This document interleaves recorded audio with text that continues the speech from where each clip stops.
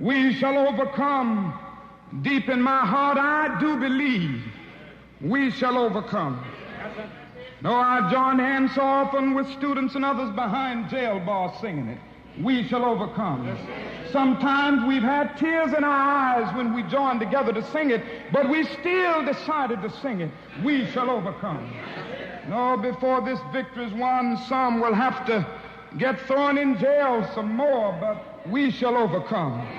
Don't worry about us. Before the victory is won, some of us will lose jobs, but we shall overcome.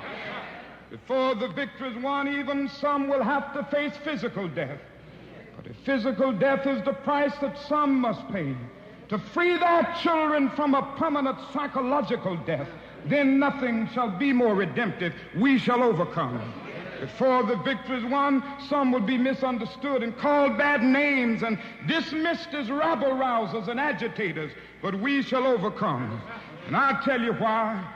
We shall overcome because the arc of the moral universe is long, but it bends toward justice. We shall overcome because Carlyle is right. No lie can live forever. We shall overcome because William Cullen Bryant is right. Truth crushed to earth will rise again. We shall overcome because James Russell Lowell is right. Truth forever on the scaffold, wrong forever on the throne. Yet that scaffold sways the future. And behind the dim unknown standeth God within the shadow, keeping watch above his own. We shall overcome because the Bible is right. You shall reap what you sow. We shall overcome. Deep in my heart, I do believe we shall overcome. And with this faith, we will go out and adjourn the councils of despair and bring new light into the dark chambers of pessimism. And we will be able to rise from the fatigue of despair to the buoyancy of hope. And this will be a great America. We will be the participants in making it so. And so as I leave you this evening, I say, walk together, children. Don't you get weary. There's a great camp meeting in the Parliament.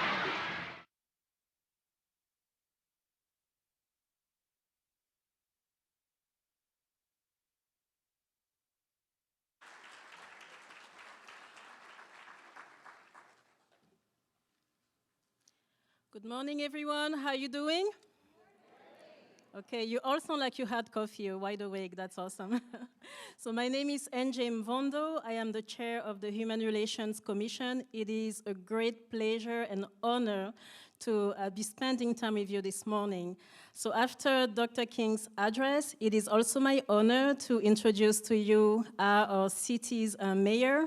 So Will Arnold is a lifelong Davis resident who was first elected to the City of Davis City Council on June 2016 and re-elected in November 2020.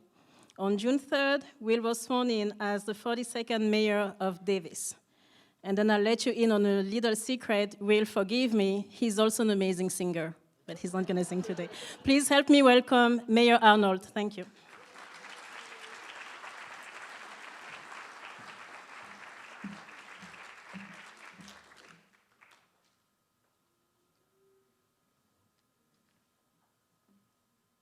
Wow, thank you, NJ. Let's have another big round of applause for NJ and all the work that she did putting this event on. Absolutely fantastic member of our community. She's the chair, she mentioned, of our city's Human Relations Commission. That is the body in our city that's tasked with putting this event on every year. So, and I see several members of the Human Relations Commission here today, and I want to thank them for all of their work. Particularly, NJ asked that I share a deep thank you on behalf of the City of Davis to the Martin Luther King Day Celebration Subcommittee of this Human Relations Commission, Connor Gorman and Judith Plank, for all of your work putting this event on. Thank you. And to members of our city staff who were instrumental, Carrie Dyer directs community engagement for the city, staffs the Human Relations Commission and is essential for this and many other community events. Thank you, Carrie. And to Joseph Fletcher and his crew here at the Vets Theater, thank you so much for all of your work putting this on. This is a beautiful event.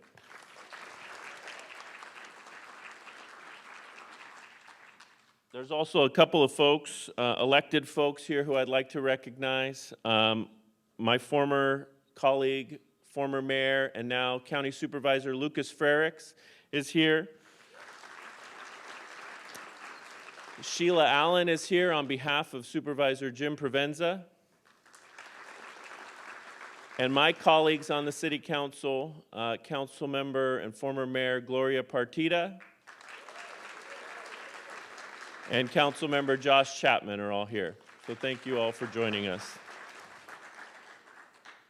And of course, I need to recognize my beautiful wife, Nicole, and my children, Reese, Sonia, and Dougie, who are all here today. And thank you to everyone who's joining us. This is a unique and powerful event in our community. It brings us all together for important but sometimes difficult conversations about painful experiences. But these are important, necessary conversations. This is particularly important for all of my fellow well-meaning white people out here in the audience. You'll be hearing from us later. Some of us will be clapping on 1 and 3 during the songs. It's okay. The Spirit's there. But I want to share a couple of pieces of advice to my fellow well-meaning white folks that are here in the audience. Number one, take this and every opportunity you have to hear from those with lived experience. That is the pathway to understanding. And second, as you enter today and as you leave this event, you'll see many organizations tabling in the lobby. Don't dismiss these folks as rabble-rousers and agitators, but engage and learn and exercise your abilities in our shared fight for justice.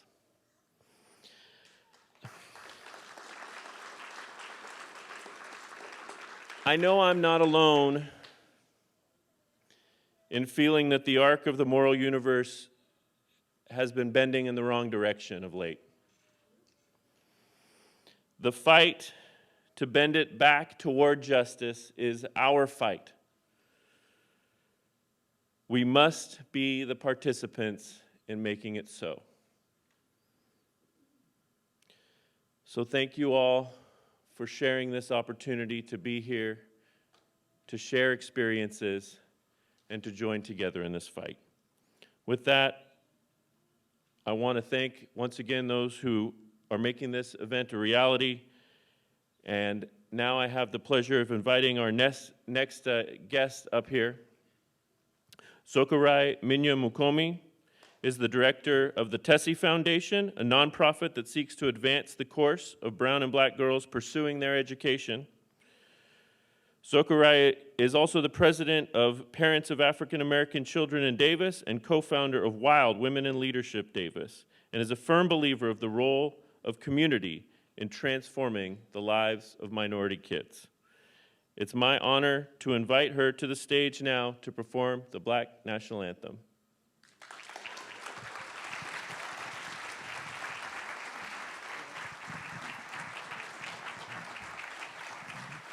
Thank you. Thank you to our mayor, Will Arnold. Right place.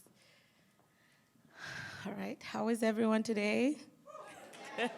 Great. It's always so glad. I think we've come here 10 years in a row, and it's so glad, even during COVID from home, it's always amazing to see the amount of support and the amount of people in Davis that are willing to make this their public holiday. So I'm gonna sing the Black National Anthem. I'm gonna sing the first half of the anthem. I encourage you to look it up online so that you can really read all the words to the anthem. What I'm singing is also in your program. I'm gonna sing one time, and then I'll ask you to join in at the second round. So don't worry about it right now.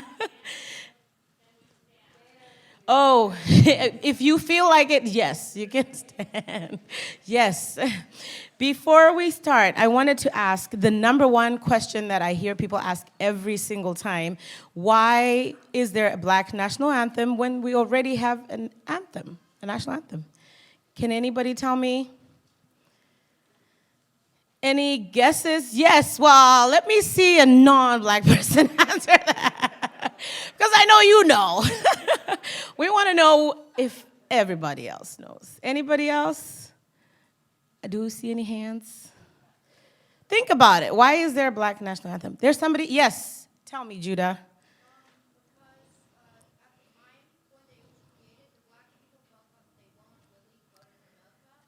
And why weren't they part of America? One key thing. And they were not free. Yes, good job. So yes, thank you. You know, this is young people leading. And the American independence was in which year? You all know? Yes, and then when was the black independence? When officially were blacks slave free? When do we mark the black independence? June 19th? 1865. We're talking 90 years. So this is why we have the black national anthem, if anybody asks. Lift every voice and sing till earth and heaven ring. Ring of the harmonies of liberty. Let our rejoicing rise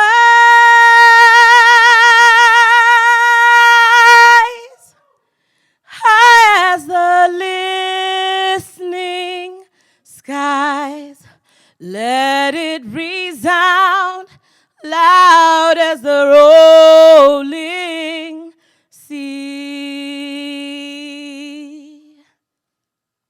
Sing a song full of the faith that the dark past has taught us. Sing a song full of the hope that the present has brought us. Facing the rising sun of a new day begun. Let us march on till victory is won. Okay, you can do that, right? All right. Okay, sing with me. Sing with me. Well, let's sing it together one more time. Lift every voice and sing till earth and heaven ring. Ring of the harmonies of liberty. Let our rejoicing.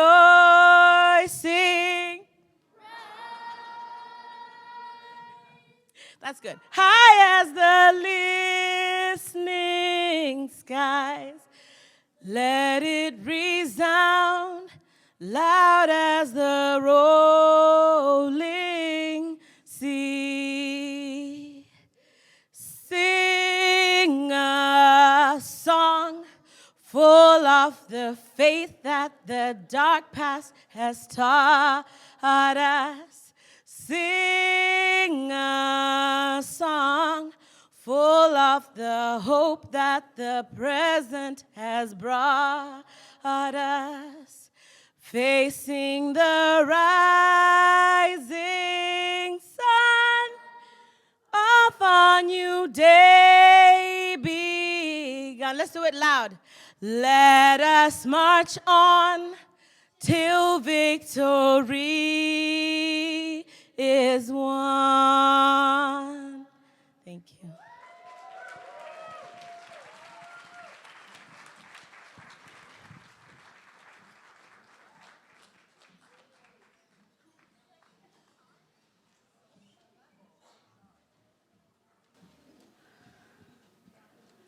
Thank you so much, Dr. Rai. Could we get another round of applause, please? Okay. And also, I'm in awe of your voice. You sounded really, really good. So it brings me much joy to introduce the next guest speaker, Dr. Vicky Gomez. Has a doctorate in education. She's the Director of Campus and Community Engagement in the Office of Community Relations, a unit in the UC Davis Office of Diversity, Equity, and Inclusion. One focus of her work is on community engagement and building connections with the campuses surrounding communities to advance diversity, equity, and inclusion initiatives and programs.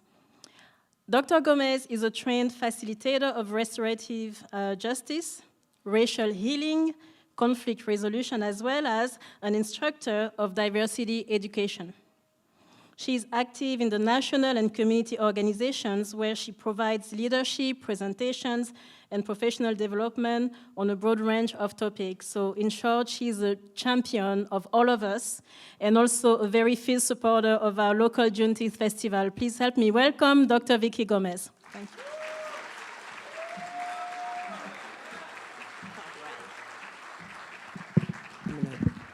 I'm a little bit short. I have to bring this down, but welcome and thank you all for being here to celebrate Dr. Martin Luther King and his legacy. A big part of Dr. King's legacy was educational access and equity for African Americans and other marginalized groups. However, despite the 1954 Supreme Court decision in Brown versus the Board of Education that outlawed school segregation, schools today are more segregated than ever. A report by the U.S. government's Accountability Office stated that as of 2020 through 2021, more than 1/3 of students attend segregated or majority same-race schools. Black, Latinx, Native Americans, and Alaskan Natives are most impacted because of majority of attend segregated schools that are underfunded and lack the resources to provide an equitable education for them. Dr. King was equally interested in the purpose of education. He argued that it's not enough to enrich the intellect and prepare students for careers. Education must also train them how to think logically and scientifically. In other words, education should teach students how to employ critical thinking skills to assess information, to be open to different perspectives in order to discern the truth. He was concerned about the influence of the media as well as institutions like schools, churches, courts, and others that are not always objective or free from unbiased truths. We can all be influenced by propaganda, as evidenced by the multitude of misinformation generated on social media and other communication platforms that seek to divide us. The exposure to this barrage of information that contains some factual, some half-truths, and some outright lies can exacerbate our biases and prejudice, leaving us with an inability to discern truth from fiction. Which is why Dr. King believed education must do more, including helping to shape character. He stated, "We must remember that intelligence is not enough. Intelligence plus character, that is the goal of true education. Genuine character education teaches us values, including decency, kindness, compassion, justice, and respect that all help with us in our decision-making.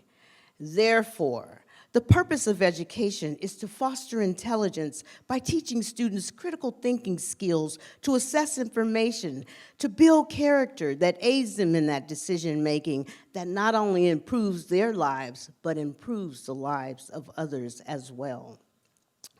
Lastly, I must acknowledge that despite the difficulties in the country today and then as well, we have made great strides in education. According to the Economic Policy Institute, since Dr. King's assassination in 1968, more than 90% of African Americans ages 25 through 29 have graduated from high school, compared to just 54.4% in 1968. And college graduation rates have also improved. In 2019, 29% of Blacks ages 25 through 29 had a baccalaureate degree or higher, compared to only 9.1% in 1968. The numbers are much better, but they are nowhere near where they need to be. But I am encouraged by the abolitionist educators working hard to liberate and educate young minds so that they can truly thrive. In the words of Kendrick Lamar, we gonna be all right. Thank you all for being here today to celebrate the legacy of Dr. King. Your presence inspires all of us to continue to create a more equitable, inclusive, and caring country where we all can thrive. Thank you.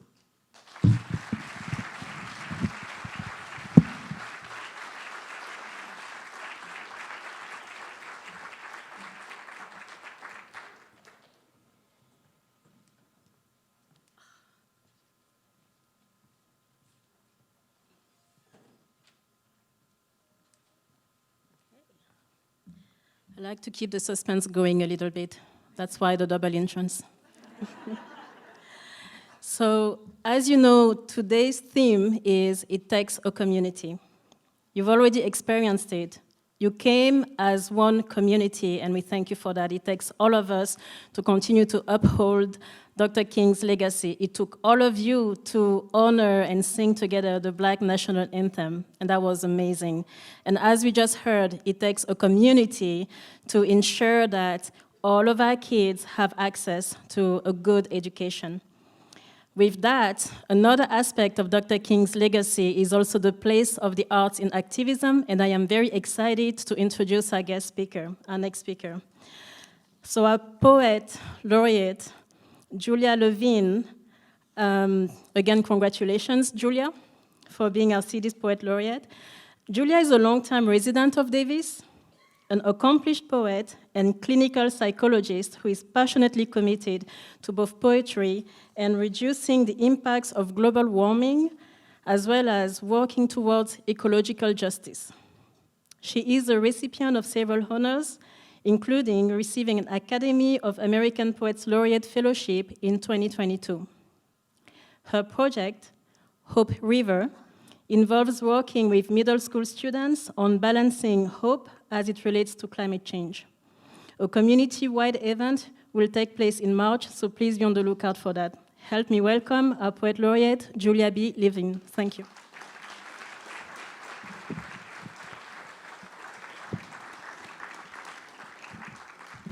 Thank you, NJ, and thank you everyone for being here. And I'm so honored to be here in celebration of Martin Luther King Jr., who every MLK Day I listen to one of his speeches, and I'm always amazed at what a poet he is. He was such an amazing speaker. So I lived in Davis a long time, but I grew up in Flint, Michigan during the 1960s and 70s. And as a white child in a middle-class home, obviously I was privileged, but I also was lucky in that I was raised by people that believed in discrimination and injustice and racial injustice in particular. And they taught us it wasn't called this then, but they did really teach us a version of critical race theory, and I'm very grateful to that. I think some of that was because I was Jewish, and during that time, we experienced a lot of anti-Semitism and discrimination ourselves, although, of course, I'm not trying to make any equation here between my experience and that of the Black people living in Flint.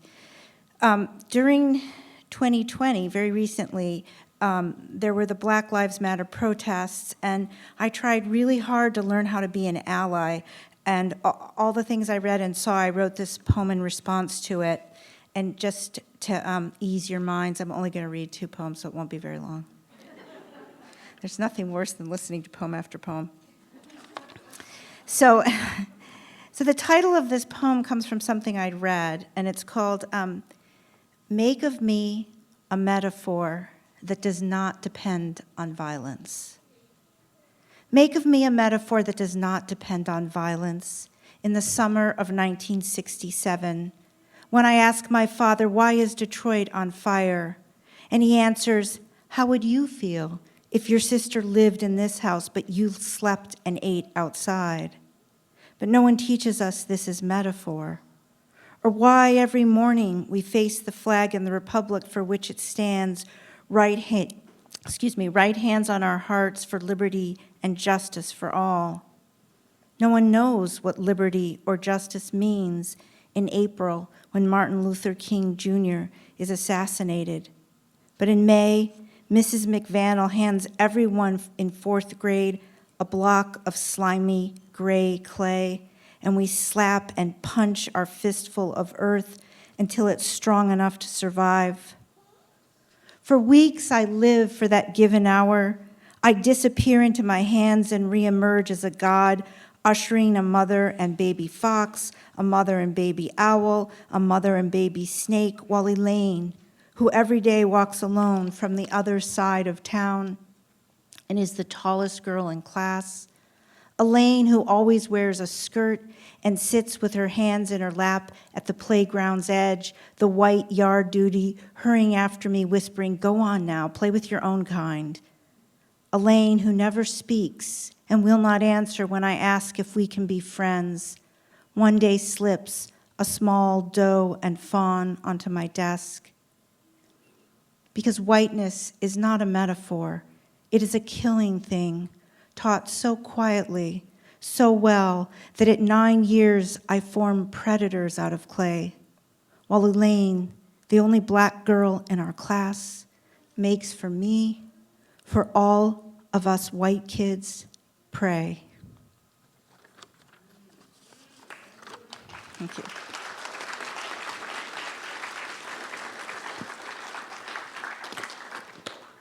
I'm going to end with a poem by one of my absolute favorite poets in the world, Lucille Clifton.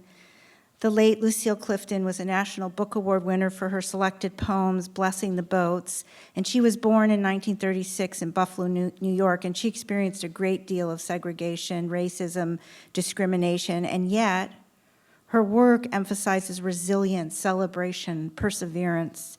Her poems are so unique, you always know when you're reading a Lucille Clifton poem, and they're powerful and they're spare. I was lucky enough to study with her for a week, and I found her to be one of those rarest of poets who embodies the profound love, knowledge, and power in their everyday interactions. In short, I loved her as a person, and I love her as a poet. And this poem is called Won't You Celebrate With Me by the great Lucille Clifton. Won't you celebrate with me what I have shaped into a kind of life? I had no model, born in Babylon, born non-white and woman. What did I see except to be myself? I made it up here on this bridge between starshine and clay, my one hand holding tight my other hand. Come celebrate with me, come celebrate with me that every day something has tried to kill me and failed. Thank you.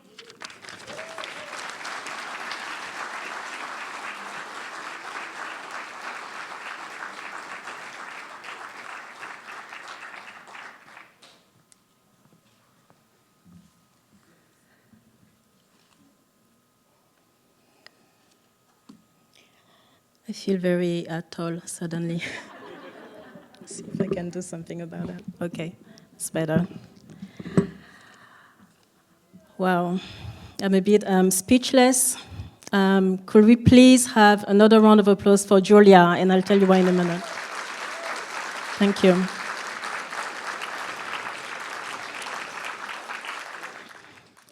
So I want to thank her and then everyone who's spoken this far for just the honesty and the vulnerability and the solidarity. All of you being here today is such a powerful show of solidarity in the face of hatred, racism, discrimination. Again, thank you for being here and for all the many ways you're making a difference in our community. So I think that you noticed something that Julia mentioned. It's her interest in ecological issues and in environmental justice. And this is a beautiful segue to our next speaker. And I'm going to quote Larissa M. Wells. She said something that stunned me, and I'm sure we're all aware of that, but there is something about, hearing it out loud. So as you know, we're here today to celebrate Dr. King's legacy, a legacy of civil rights. So the way civil rights looked in the 60s has expanded when we are looking into the 21st century. And this is what Larissa told me.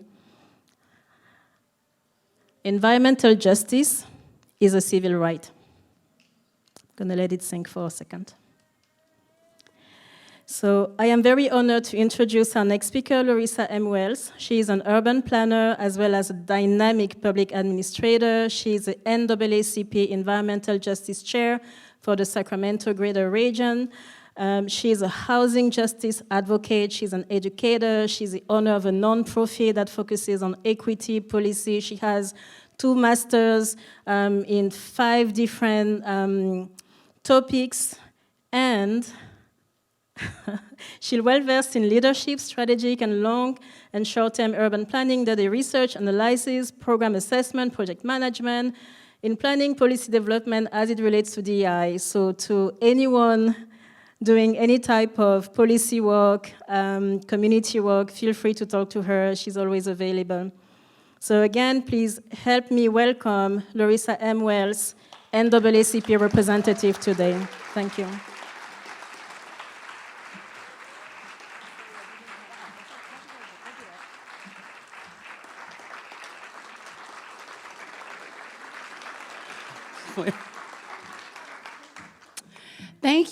Thank you very much. I sound real important. Seriously. I had to sit back and who is she talking about? She's talking about me. As NJ mentioned, first of all, thank you, NJ, and thank you everyone in the city of Davis for actually having me here and standing in on behalf of the NAACP, which has always been very involved in civil rights issues. Reverend Dr. Martin Luther King Jr. included. There are going to be times where I'm actually going to end up going off script because I keep looking at that back there. And I remember growing up and saying the Pledge of Allegiance. But I went to predominantly white schools all of my life because that's where the education was, right? And I never really understood the words that I was saying and how they really applied to me. Because though things felt really good while I was there because all of the amenities that are there in those schools, when I went back home, it looked something totally different. The stress that my mother had just from trying to go to school and become a nurse with her children wasn't the same stress that other parents had when they were dropping off their children. But I digress. So we are here today to honor the Reverend Dr. Martin Luther King Jr., and I think it's critical that we mention that he was a reverend. Okay? Yes, that was first, and that's where that love part of him came in with the unity. Yes, but I digress again. So we are here today to honor the Reverend Dr. Martin Luther King Jr., and while we are here, more than honoring the man, we are here to honor his philosophy for humanity. And while we are examining the philosophy of Dr. Reverend Martin Luther King Jr., we are also here to acknowledge all of those who paved the way to make his dream a reality. I must be clear and say that there are so many that assisted in the efforts to make North America truly united, not just by its borders,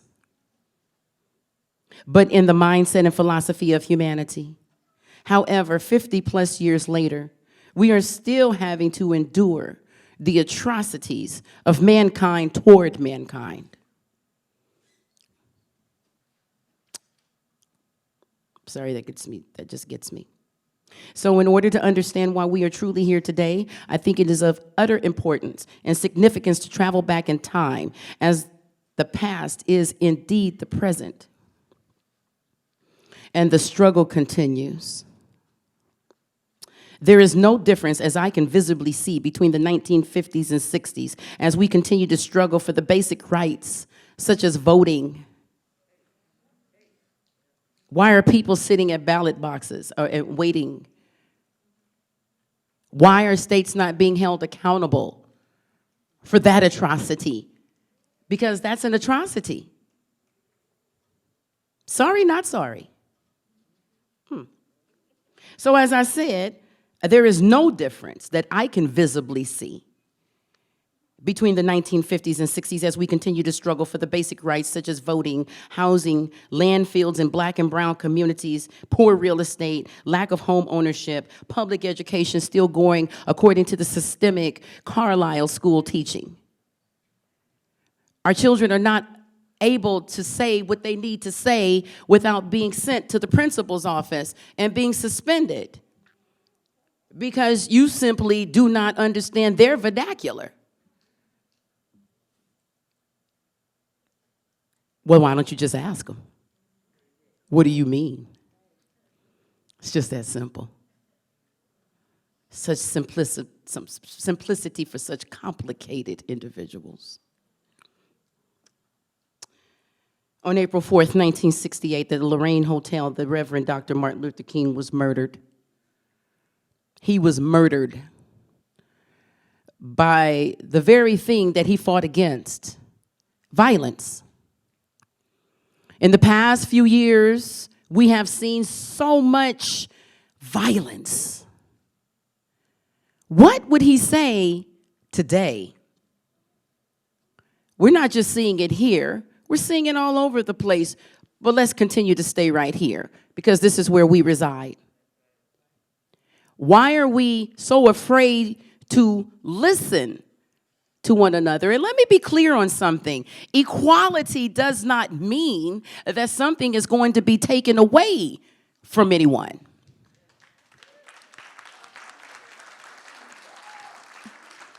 I shall repeat, because I don't think you heard me. Equality does not mean something is being taken away from you or you or you or you or me. That's not what that means. That means, as the Declaration of Independence states, we all have the right to life, liberty, and the pursuit of happiness. Yes? Part of that pursuit of happiness is environmental justice. Now, let me be clear. It does not just mean the air and the water. The environment in which you live needs to provide for you a sense of belonging. There is nothing wrong with various cultures. That is why we are here. But those cultural so-called differences, if we sit down to talk to one another, we will understand that we carry more similarities than differences that we ever thought. Just listen without rebut. Now, that means for both sides. That's not just for one side. And I'm not just talking about black and white. I am talking about white, Asian, Latino, Southeast Asian, Ukrainian, Russian, whatever it is. Let us be able to really talk about freedom ringing when we are sitting down with one another and we are honestly holding hands and looking at each other and say, you know what, I understand to the best of my ability. I'm not asking you, no one's asking you to try to recreate or you didn't have anything to do with what happened way back there, but you do have a responsibility on how you interact with each other and how we interact with each other on each day, starting today. Starting today. Whatever happened yesterday, the beautiful thing about the past is that it never has to come back unless we bring it back. So if we keep having this divisiveness and this division within our country, then perhaps we didn't get the message on leaving the past behind and honestly recreating or reconstructing this nation for the third time. But let it be right this time. So, when it comes to environmental justice, we're talking about the roads in our neighborhoods. We're talking about the blight in black and brown neighborhoods. We're talking about, well, honey, when you have blight, well, naturally, in bad roads, well, then naturally businesses are going to divest. They don't want that around because they feel things are going to be, people are going to be harassed and they can't get their business done. So why do the city services seem to stop in black and brown neighborhoods? And I assure you, if you were to take a redlining map from 1936, 1937, and overlay a current map over that map, you'll see that there's no difference right now. Sorry about that. That's how I'm feeling it. There is no difference between 1936 and 1937 and today as far as segregation is concerned. And now 17 states honestly want to segregate their schools. 17 states. 17. And that came within the past couple of years.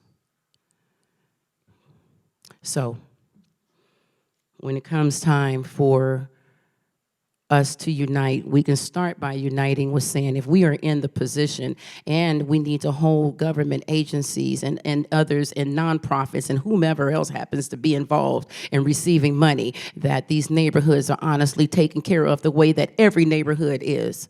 Everybody has that right to life, liberty, and the pursuit of happiness. I don't care if you make $13,000 versus $300,000. You're living in your wonderful, beautiful neighborhood, but why does the city services, we're still paying city taxes, right? So why is my neighborhood looking like this? Why am I not being able to get the housing rehabilitation grants? For some people, it's called surplus. For other people, it's called welfare. Let's call a spade so we can fix it. Fix it. Fix it. We can't let our predecessors just be the only ones that were doing any kind of thing and we just sit here and come here on a day and say, okay, we did our part.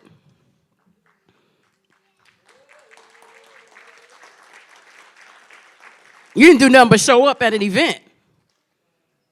But when you go back out there and when we leave today, starting right now, we can make a difference because it took a conglomeration of people to assist Dr. Martin Luther King in making his vision a reality. It was not him alone, but he was chosen as the spokesperson.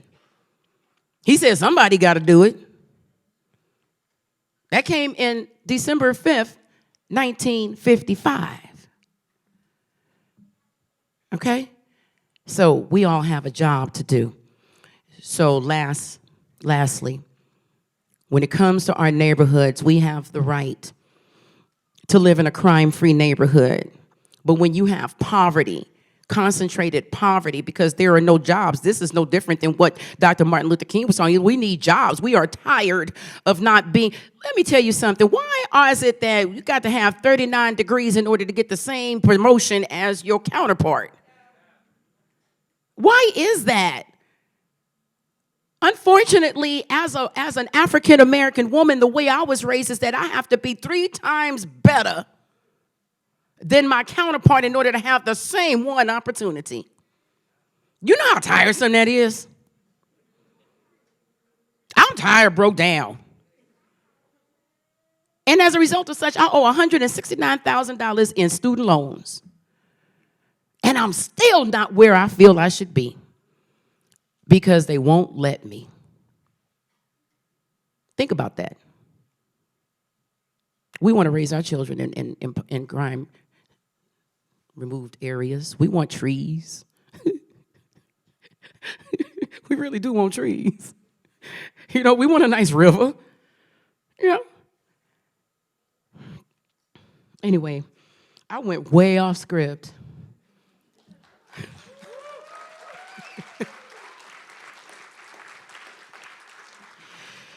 So this time, as I'm looking at this flag today,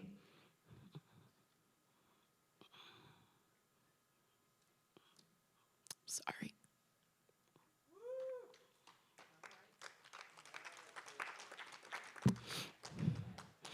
I need for this flag to be for me too. My family died here. My father told me, my family.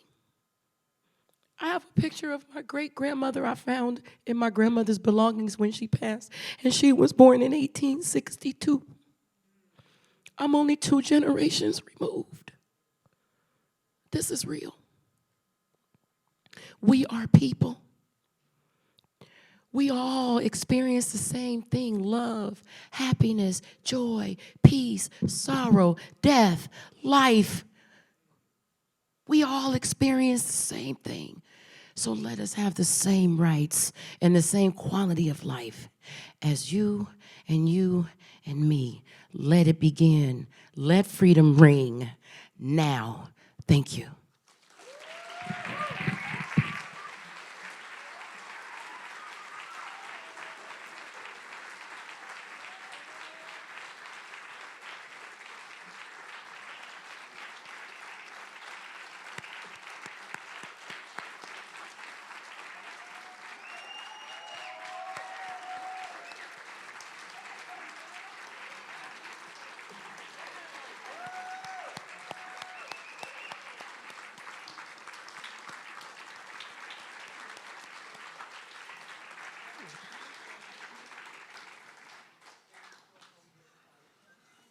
Okay, goodbye. Wow. Larissa M. Wells. Thank you so much. Thank you. Okay, at this point of our program, I would like to please give a big shout out to the Davis Media Access. Thank you. Thank you so much, because you have carried us through this pandemic since 2020 in helping us stay connected, and also in making many programs like this one available to people who cannot yet leave their house. So thank you again. And I would like us to do a call of response. I'm going to say, what does it take? And you're going to say, community with conviction. Does that work? Let's try it. What does it take? I'm sorry, I couldn't hear you very well. What does it take? You're all fantastic. Okay, I am super excited because our next guest is a hip-hop artist based in Sacramento. So Mr. Lewis is Sacramento-based conscious rapper, videographer, brand owner, gardener, father. Mr. Lewis is known for his thought-provoking lyrics and tremendous work ethic. Please help me welcome today's musical performer, Mr. Lewis. Thank you.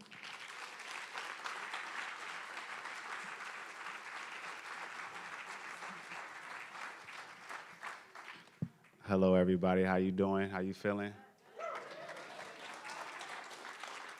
Again, I am Mr. Lewis, and I am rebuilding the culture. I'm out here empowering my little ones, bringing back, just a lot of positive, empowering words into the music like we need into our lives, showing them how to be self-sufficient as much as I can and learning, growing food, I homeschool them.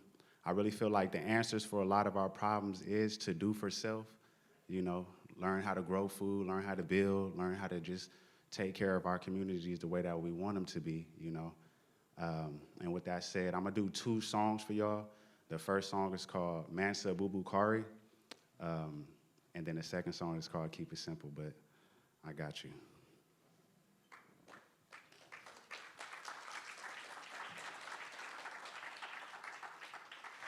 3, 2, 1. Feel this energy.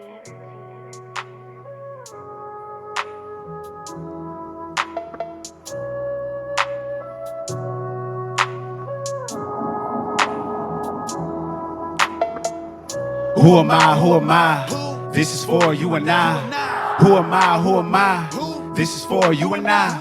Who am I? Who am I? This is for you and I. Who am I? Who am I? This is for you and I.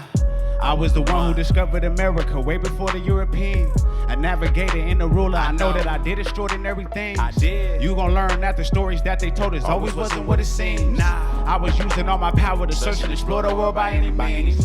Crossing the seas so I can see what's really out here for me. The richest man on the planet, but I'd rather live my life out free. They told me that it wasn't possible, but I did not believe that it would be. I studied the stars, the currents and all. I did not need a degree. Abubakari was the name. The ninth man saw on the voyage. 2,000 boats in the Atlantic. The adventure I made was a story. I gave the throne to my brother Mansa Musa just so I can reach the limits. It was more about discovery of self. I didn't need the image. There was no compass before Columbus. We did most of this from nothing. An African scholar straight out of Mali. I wasn't just anybody. Who am I? Who am I? This is for you and I. Who am I? Who am I? Just a young brave guy. Who am I? Who am I? This is for you and I. Who am I? Who am I? This is for you and I. Who am I? Who am I? This is for you and I. Who am I? Who am I? This is for you and I. I am power, I am love, I am hard work, and I am the above. I'm evolving, I am loyal, I am everything. I know that I'm royal. I am strong, I am worthy, I'm a worker, all that life is working for me. I know I'm living out my purpose, I am here to serve when you need my service. I'm changing the world with my work. I know I was chosen since birth. I am the earth, I know that I'm healing the curse. How I vibe through the verse, putting love first. I'm out here quenching they thirst. It's getting better, not worse. Been through the dirt, but it's good, I know my worth. You can be cured if you hurt. I am at work, I know I'm ready. I know I'm ready. I know I'm great. I know I'm great. I'm a creator. I'm a creator. Watch me create. Watch how I do. I am enough. I am enough. I know I'm smart. I know I'm smart. I got your trust. I got your trust. I know my part. I do. I'm in control. I'm in control. I know I'm bold. I know I'm bold. I am unique. I am unique. Worth more than gold. I am. I choose to be happy. I choose to be happy. And let life unfold. It will. I know I am valuable. I know that I'm valuable. I'm never alone. I'm not. I'm more than what could be explained. Success is calling my name. No, I'm not afraid to change. This is an energy exchange. I'm more than what could be explained. Success is calling my name. No, I'm not afraid to change. This is an energy exchange. Here you go, y'all. Thank you, thank you, thank you. So I got one more track for you. And again, what you guys were seeing on the background, I put that video together. I also shoot and edit videos. And again, I want to give a great shout out to NJ and Sandy Holmes for having me. And UC Davis for having me as well, but this is my last one. I got you.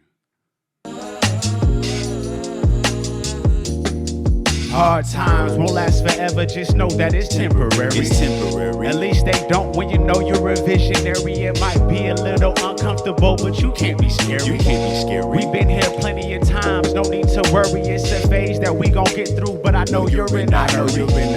Soon the images to all this will be blurry. In just a matter of time, you'll see who's really trustworthy. You'll really see. Don't take it lightly, end up sleeping with the enemy. You might even like it, but don't jeopardize your energy.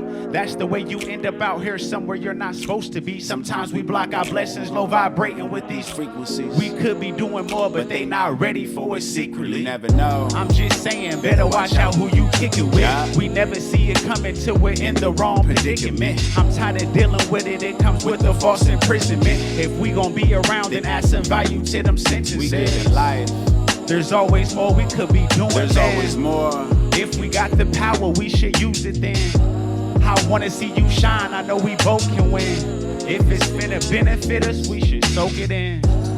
Good times, yo, we hydrated. These talks will change your mind when you are frustrated. Anything that moves us forward, we should celebrate it. Keep it simple, it doesn't have to be complicated. Yeah. Hey, keep it simple, it doesn't have to be complicated. You know, simple things that we can do to make a lot of differences in our lives.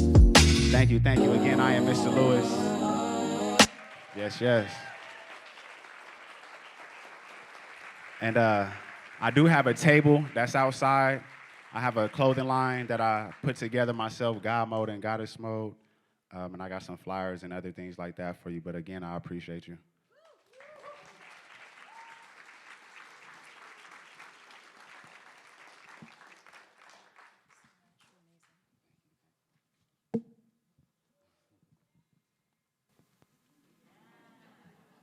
Feeling bouncy. Okay, so following up on Mr. Lewis, again, thank you so much for gracing us with your presence. Thank you for the life-affirming lyrics, unity, perseverance, your treasure. Following on what Mr. Lewis said, I would like also to encourage you, once the event is over, please make sure to interact. We have several non-profit organizations here today upholding Dr. Legacy, doing the work today. They need you. If you're not volunteering anywhere, don't worry, we got you, okay? So, and I also want to give a shout out to the TC Foundation. Forgive me, it's okay if I'm mispronouncing. But they also have clothing outside, so please make sure that you check that out as well.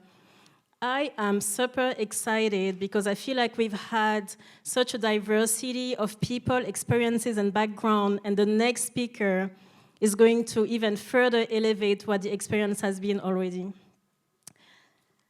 So, I am very honored to introduce, Daniel Ngoto. Daniel is a Cameroonian-born speaker who immigrated from South Africa at 16 with his family and joined the Yolo County School District.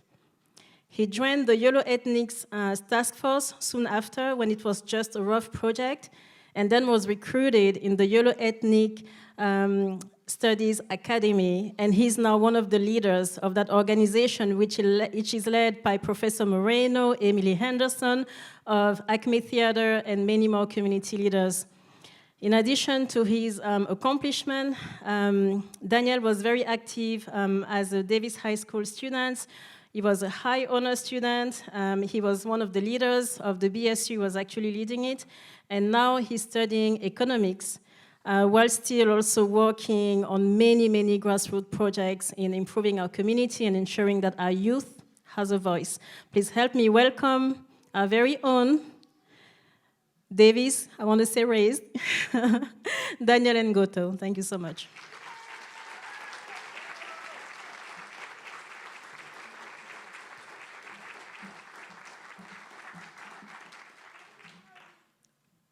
Woo, the spotlight's bright.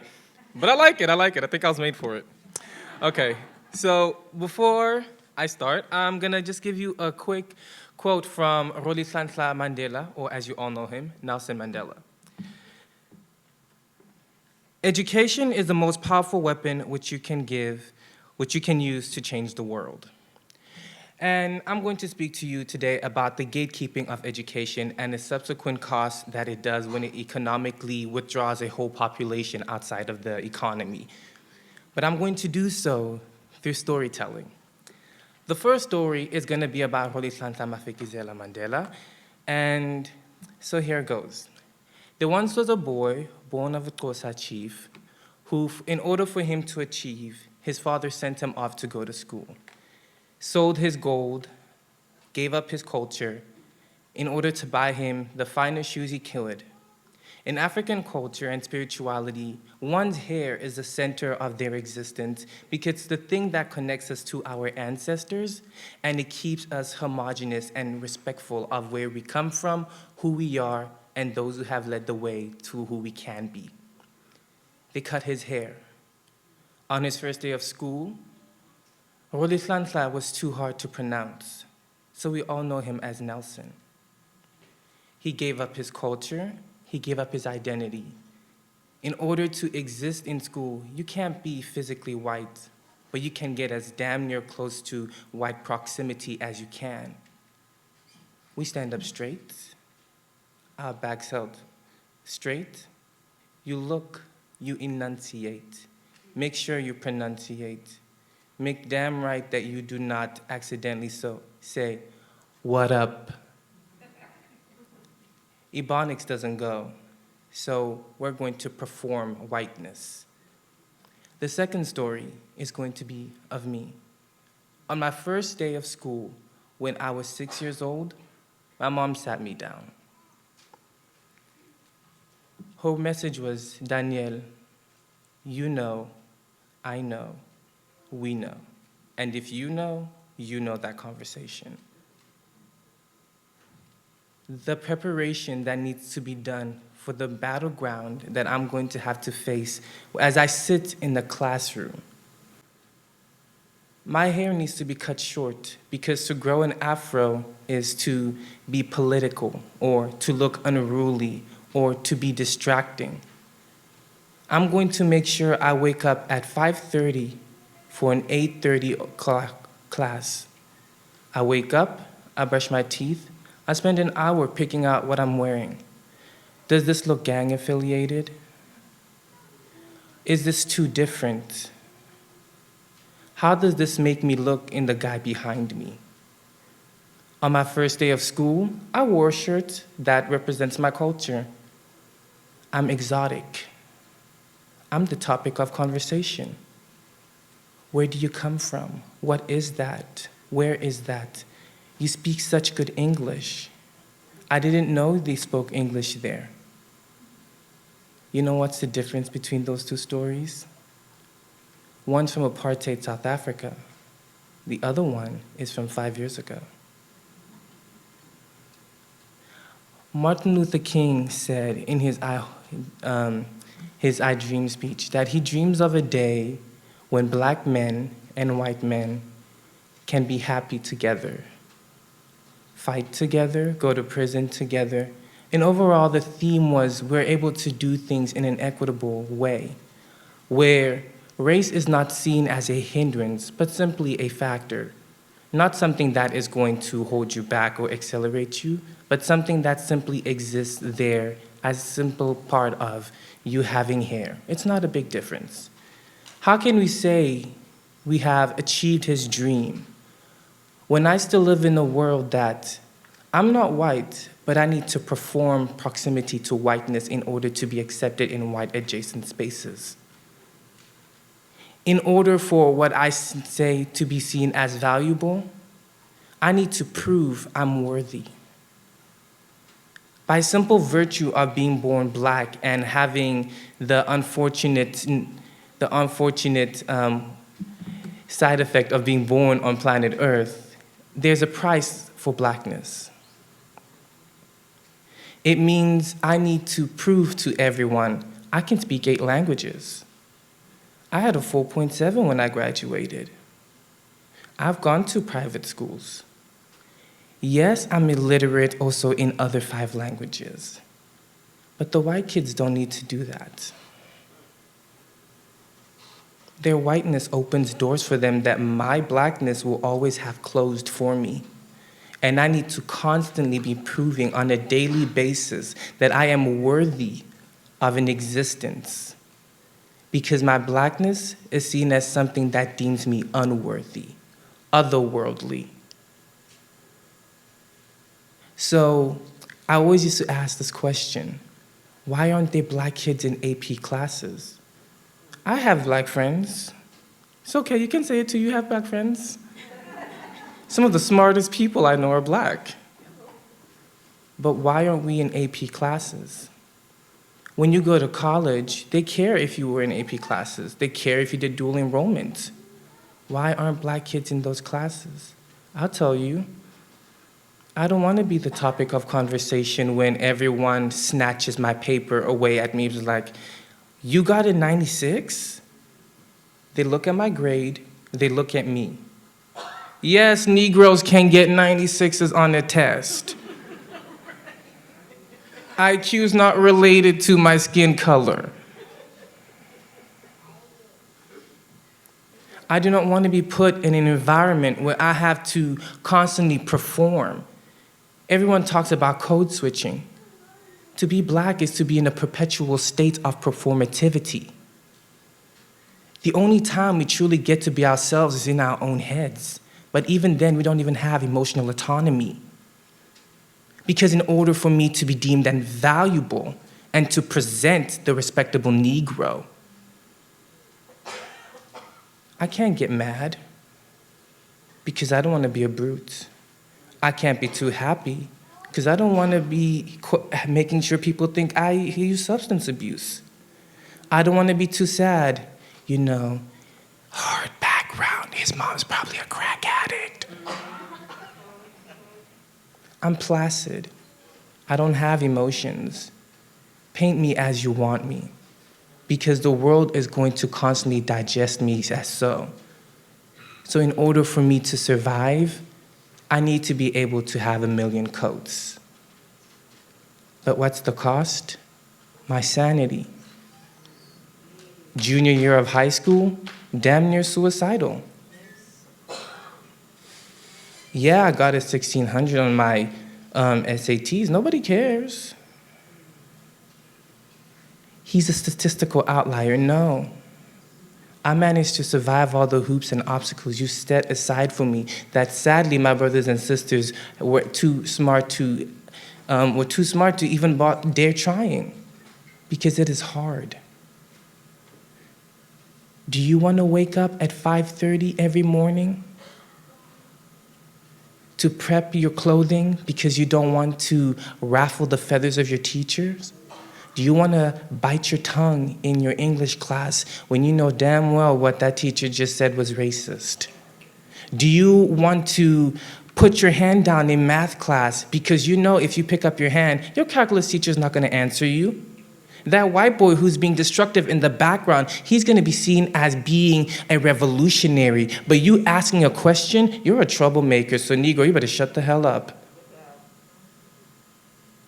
You don't want co-curriculars because the only thing they see my body as is a commodity.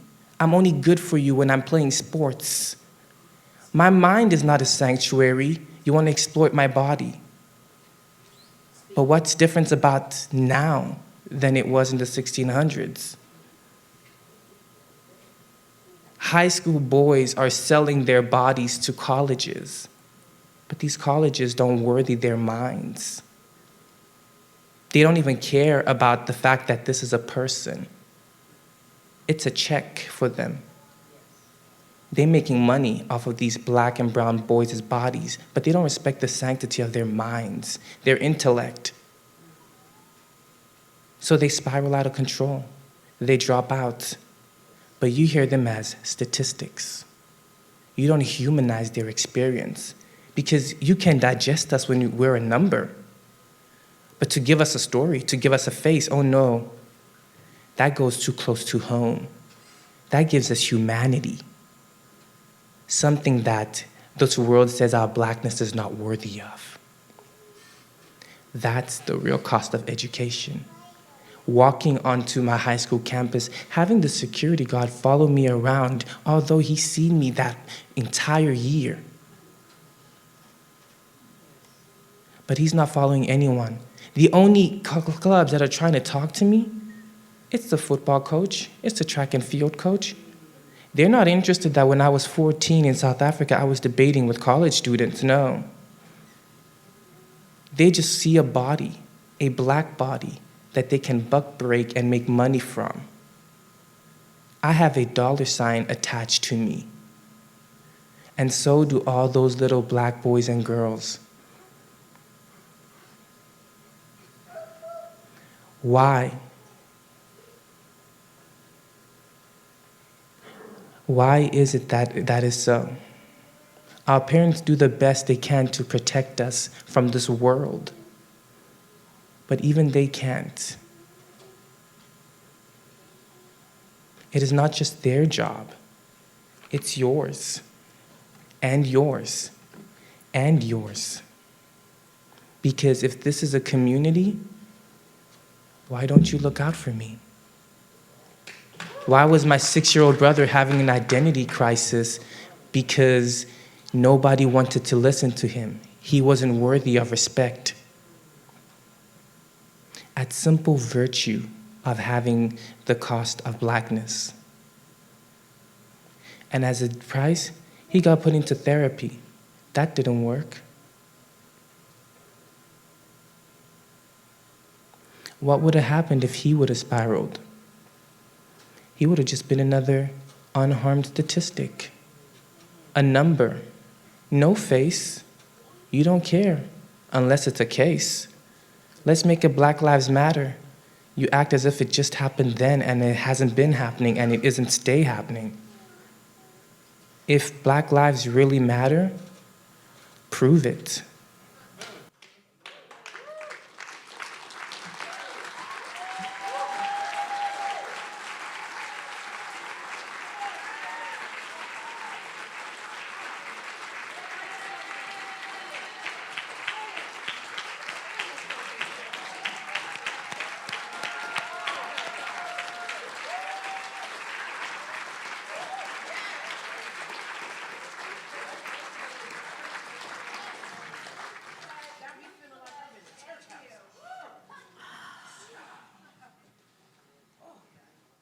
How do you want to follow up on that, seriously? Mr. Daniel Ngoto.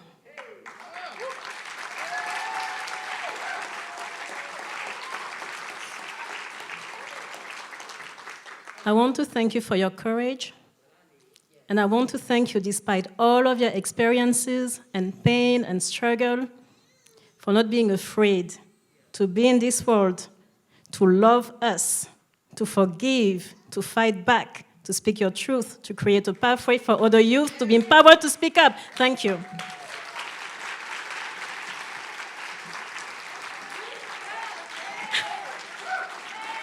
Okay.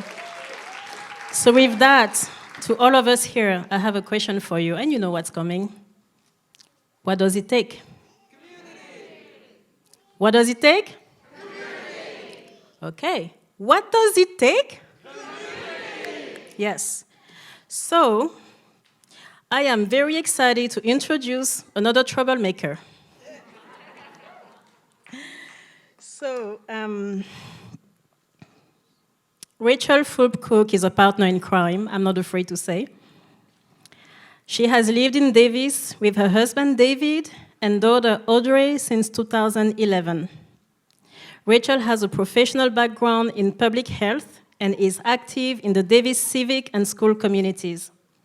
She founded the Parents of African American Children Davis in 2012 and currently serves as a vice chair of the Social Services Commission. And, because that's not enough, of course, she is a member of the board of directors of the Davis Arts Center. Please help me welcome Rachel Fulp Cook. Thank you.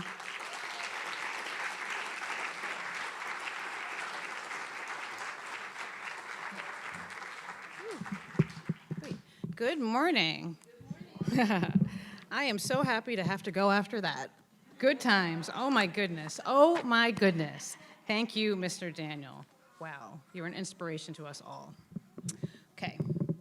All right. Hello. My name is Rachel Fulp Cook, and I'm honored to be with you here today to honor the life and celebrate the legacy of Dr. Martin Luther King, Jr. And I'd also like to thank NJ and the Human Relations Commissions for inviting me to come here to speak. I live in South Davis with my husband, David, and my 13-year-old daughter, Audrey. We have lived in Davis for almost 12 years, and we are proud to call Davis our home. About a year after we moved here, I founded a group called Parents of African American Children Davis, also known as PACT, and I served as its lead organizer for 8 years. I founded the group to bring together parents, caregivers, and kids to build friendships and a supportive community while celebrating our African American heritage. One of the many joyous events that we took part in was for our children to read Martin Luther King Jr.'s I Have a Dream speech at this very event several years ago. I'm going to read a passage from the speech that resonated with me and dovetails with today's theme of It Takes a Village. We have also come to this hallowed spot to remind America of the fierce urgency of now. This is no time to engage in the luxury of cooling off or to take the tranquilizing drug of gradualism.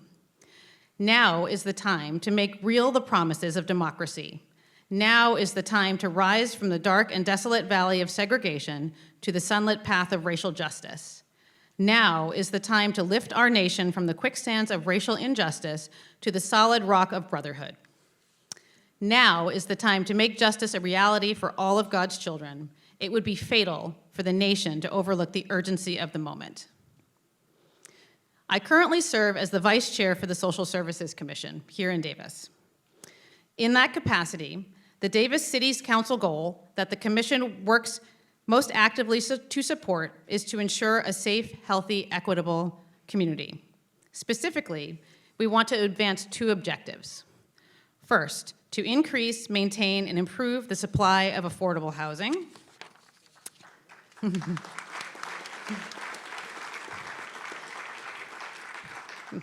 And second, to reduce the number of individuals who are unhoused.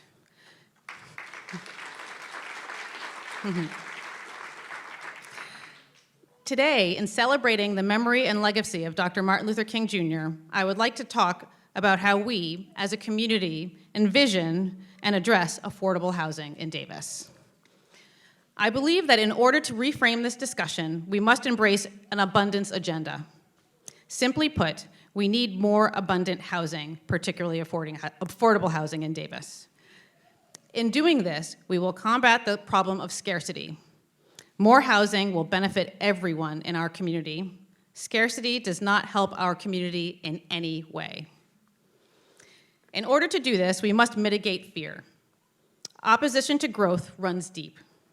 Greater restrictions on growth may make some feel safe, and to them make society seem more fair. To that end, as a community, it is incumbent upon all of us to understand and to address the concerns of supporters and detractors alike. To do this successfully, we must understand that the things that motivate all of us most strongly are emotions and perceptions, not pure reason. We have to be able to communicate that what we all love about Davis will survive and flourish in a more plentiful community. Using an us versus them framework is poisonous to our community. From any vantage point, if ideas presented are seen as a threat to underlying concerns, the argument will fall on deaf ears. Everyone wants to feel seen and heard, so concerns must be addressed effectively. Supporters and detractors alike also need to feel that this agenda will make them better off, and it is imperative to advocate in a way that does just that. An abundance agenda can absolutely make the vast majority of people better off. There are a myriad ways to define a more prosperous community. I love this community and believe in our potential to make a meaningful impact in this area, locally, regionally, and nationally.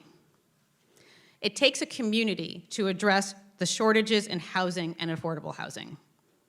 It takes a community to understand and serve the needs of our entire community.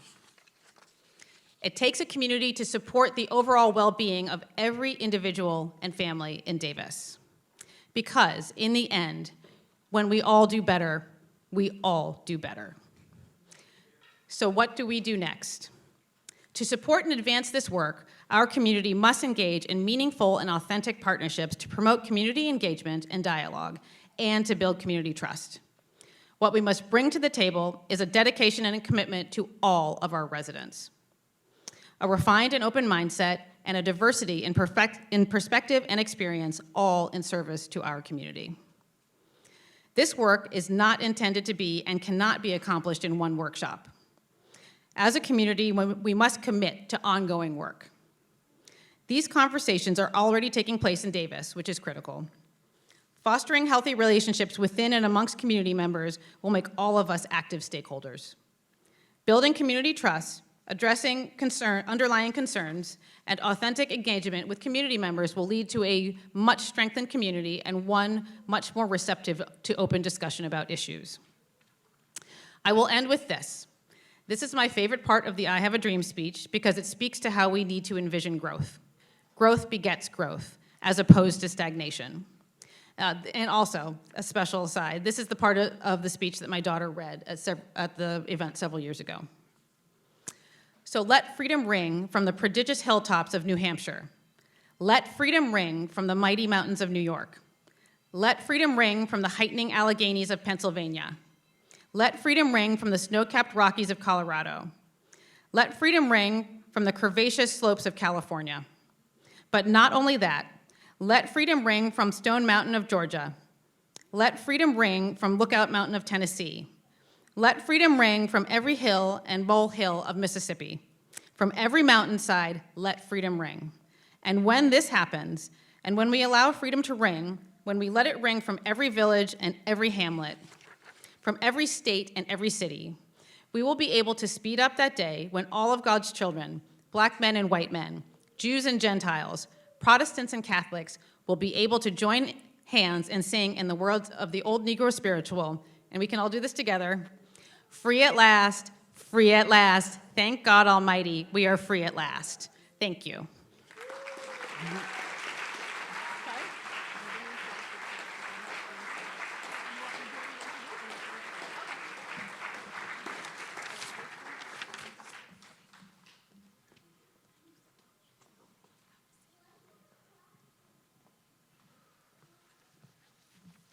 Free at last. I have good news for you. You are going to be set free from this place very soon. Okay, so we are almost at the end of our program. I have just a couple of announcements to make, housekeeping. Normally, this event is always concluded with a march. So we were going to march from this location to Central Park, where we have the Solidarity Space. But given the recent storms, weather crisis, all the parks in Davis are closed, as far as I know. So we're not going to have a march today, but please do not despair. Why? Because that gives you more time, the moment we're done here, to speak with Larissa, Daniel, and Mayor Arnold, and Dr. Gomez, and so many other of the people who are here. And we also have wonderful people in the audience who've made history, so find out who they are, and please speak to them. Today we were going to have a speaker who is a registered nurse, and she created a nonprofit in Sacramento called Mental Health First Sacramento, where she trained street medics to help keep people safe if you happen to be marching or you have to be in the, out there protesting. She's also been very instrumental in her community, and by extension, we felt the effects here in helping families that have been at the end of interactions with the police that unfortunately were terrorizing of Island. She's a peacemaker. She's a fierce advocate, truth teller. Her name is Asantiwa Boykin, RN. She's an artist. This is her book. And I'm going to read, with her permission, a poem that is titled Fear. And again, this is a segue from what we just heard. It's very short. She was in an accident a few days ago, so she apologized for not being here. She almost lost her life. So thank you for keeping her in your thoughts. So as I read this poem titled Fear, I am inviting you to reflect on one thing that crippled you last year. What was your biggest fear last year or even today? With that in mind, listen to these words. Fear. Hi. We've been friends for a while and grown to know each other quite well. And in some ways, you've served me.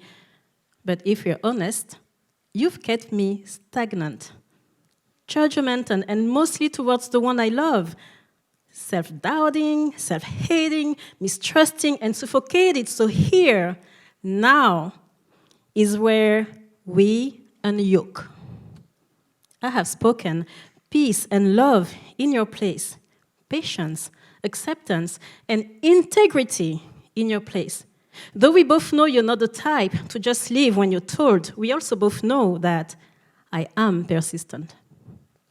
So listen. Dear Fear, you are no longer welcome. This heart has no room for your scorn, for your forked tongue or ill wishes. Your self-destructive tendencies can no longer be my safety net or an excuse.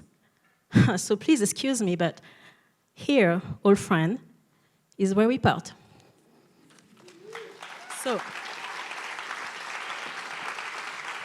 Asantiwa Boykin, I need to give you a little heads up. If you're interested in purchasing this book, it's not for the faint of heart. She does not censor what she says. So, one last piece of housekeeping. Thank you for her. The survey NAACP I mentioned looks like this. It's all around the lobby. So again, when you exit this room, please look for it. Just take a screenshot, with your phone, and then that will direct you to the survey. You can answer on the spot or just later. Now, you have all been waiting for it. Oh yeah, you know what I'm talking about. Don't pretend you don't know, you know.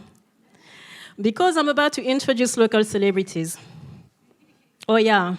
So every single year, as far as I know, they always grace us with their presence, with their joy, the liveliness. They're very inspiring. Afro Mini Vibes is a sibling group that seeks to educate the community about diversity, equity, and inclusion through dance, spoken word, and acting. So if you have a play in the making, please. They have performed together since the youngest was 2 years old. They can be found on Instagram as Afro Mini Vibes in one word. And you can enjoy their cooking show on YouTube. The name of the show is Cooking with the Zim Cuisines. I have a little tip for you. Get an autograph while you can, because I don't know when you're going to have access to them. Please help us welcome, give a warm welcome to Afro Mini Vibes. Thank you all.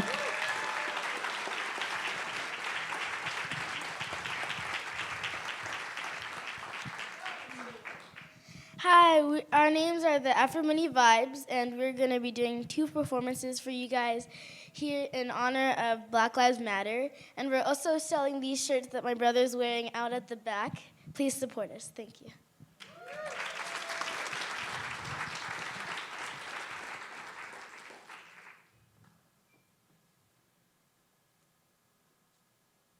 Brown skin girl, your skin just like pearls, the best thing in the world. Never trade you for anybody else. And a brown skin girl, your skin just like pearls, the best thing in the world.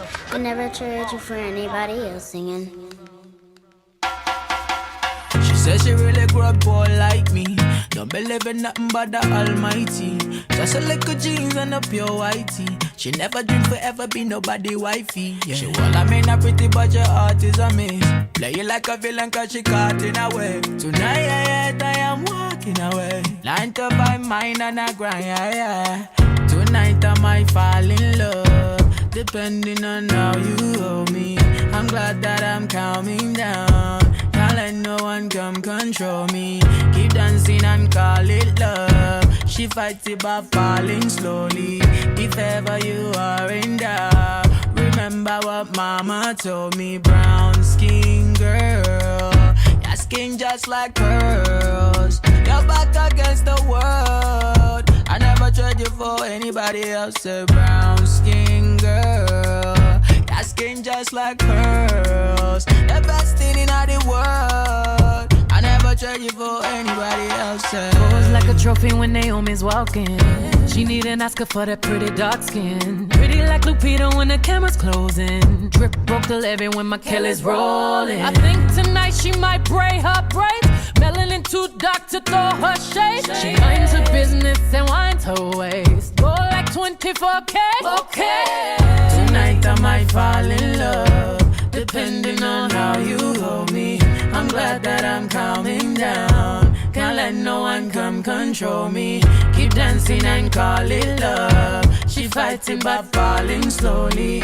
If ever you are in doubt, remember what mama told me. Brown skin girl, your skin just like pearls. You're back against the world. I never trade you for anybody else. A brown skin girl, your skin just like pearls. The best thing in all the world. I never trade you for anybody else. Oh, have you looked in the mirror lately? Wish you could trade eyes with me. There's complexities in complexion, but your skin is glow like diamonds. Dig me like the earth, you be giving birth to everything alive, baby, know your worth. I love everything about you, from your nappy curls to every single curve, your body natural. Same skin that was broken, be the same skin taking over. Most things out of focus for you, but when you're in the room, they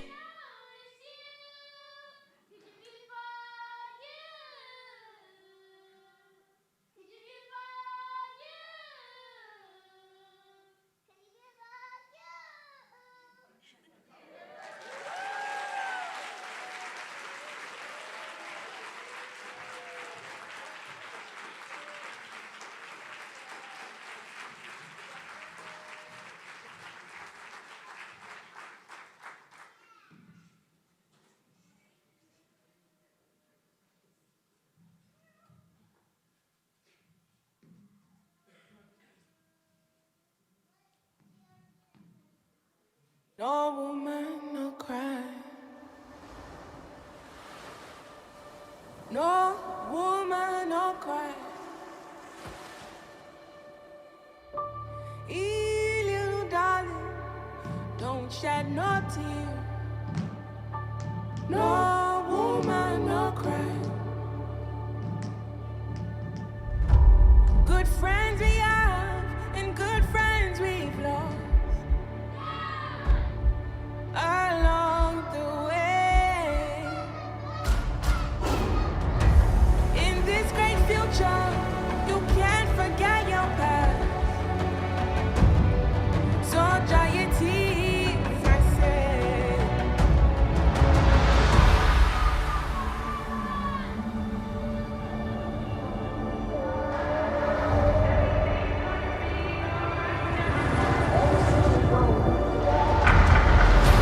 Everything's gonna be alright. Everything's gonna be alright now. Everything's gonna be alright.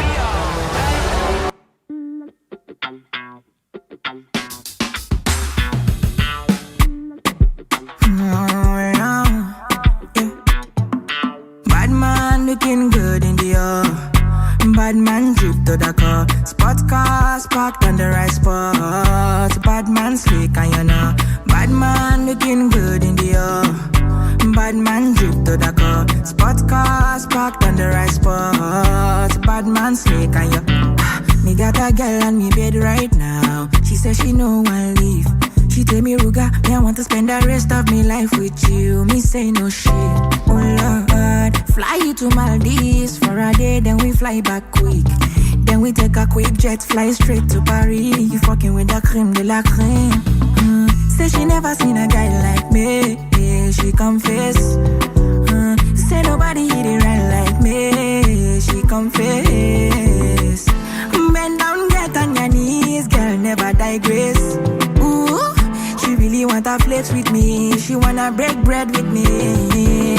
Bad man looking good in the bad man drip to the car. Sports cars parked on the right spot. Bad man slick and you know. Bad man looking good in the bad man drip to the car. Sports cars parked on the right spot. Bad man slick and you. Clarity won't be me. Screw all them niggas, them I won't be me. Ice on me, looking fresh and clean. Definitely put me eye patch on me. Take my vanilla cold stone in my villa. Me one drop your sativa on cold. Say she never seen a guy like me. Yeah, she confess. Say nobody hit it right like me. She confess. Kapepa kana mchida hey kashinja kapepa aka kashinja kuzigukonzera ruja akachimesha zvidikidiki ndadamasekenzi andidiwiki ndadarone kuti ndiri papi changu chirauro chabata shaki pandati ataki don't make a sense. The dura and the tingle in my sense. The pinda touch up and the party tense. The guys the pira my gens. Kushika bandi teacher zunguza. Da uya jina chibanguza. Party go pizza apa party hot. Chindi pandi bure short. Ah, Sigi. Oh no. Munani guta. Azi munani guta. Eh, Sigi. Oh no.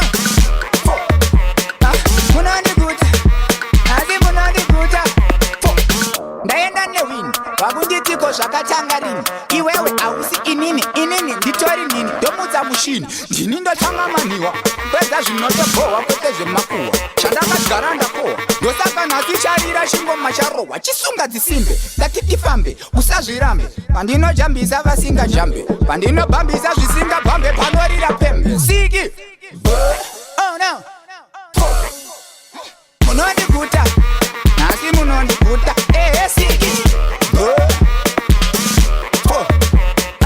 munondiguta nhasi munondiguta mushe zvidiki hazvindishushe haisisiri nguva yeweshe inaroropa reushe bvunza munashe yes fines no mes zvanhasi zvitongori wese zvanhasi hazvina rivhesi tarisa fesi zvidiki-diki ndoda masekenzi handidi wiki ndadaro nekuti ndiri papiki changu chirauro chabata shaki pandati ataki ndomeka sense ndodhura handitengwe nemasensi ndopinda pacho panzi pari tenzi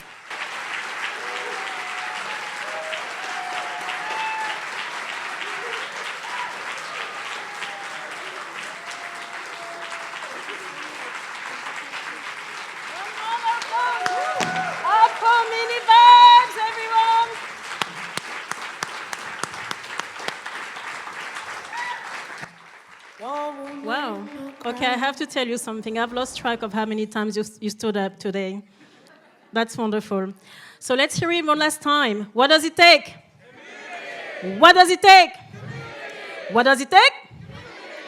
You have a fantastic week. Thank you for being the change makers that you are, making a difference in your neighborhood. And again, see you tomorrow. Okay, this concludes our program. I would like once again to thank everyone who made this event possible, all the organizations that are here today, Davis Media Access, Sandy Holman and the Culture Co-op, all our fantastic guest speakers. One more round of applause for our guest speakers and performers. And one other important thing, because good, positive change happens thanks to all of us. So one round of applause to you as well, please. Thank you. Have a good week and Happy New Year.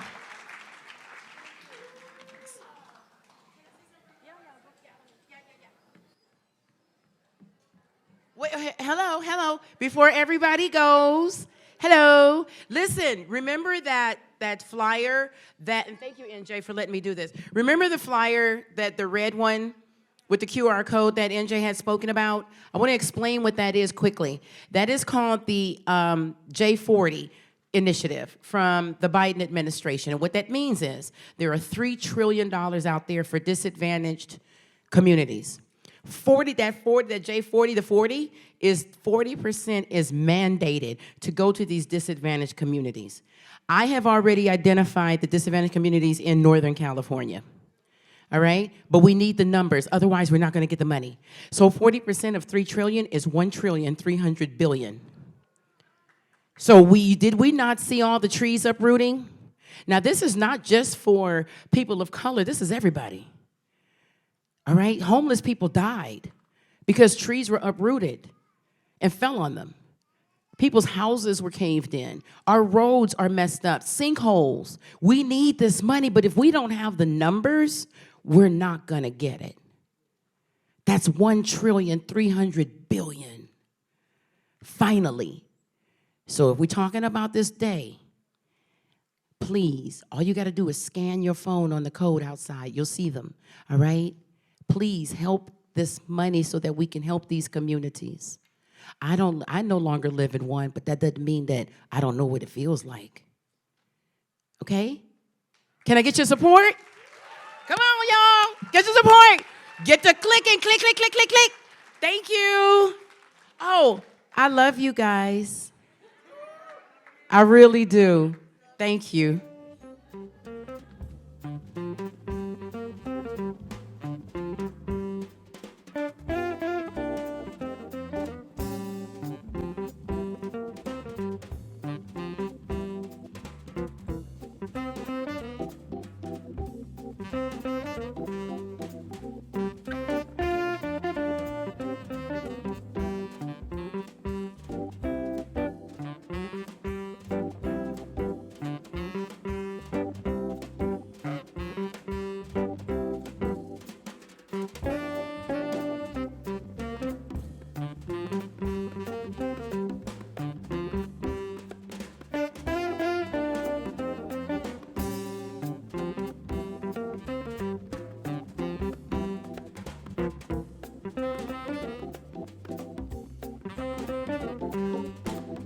you.